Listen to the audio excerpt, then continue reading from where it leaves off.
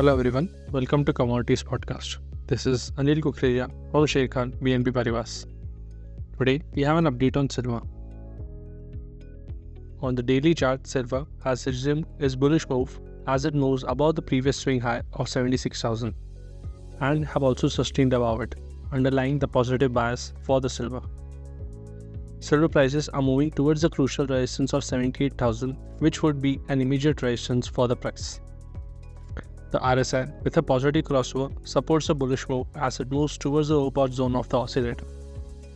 Therefore, the prices sustained above the yesterday's low.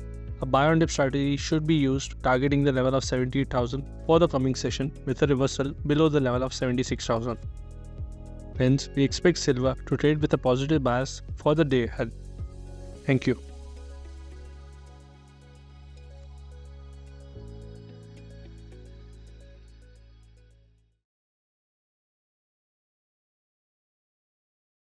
Investment in securities market are subject to market risks. Read all the related documents carefully before investing.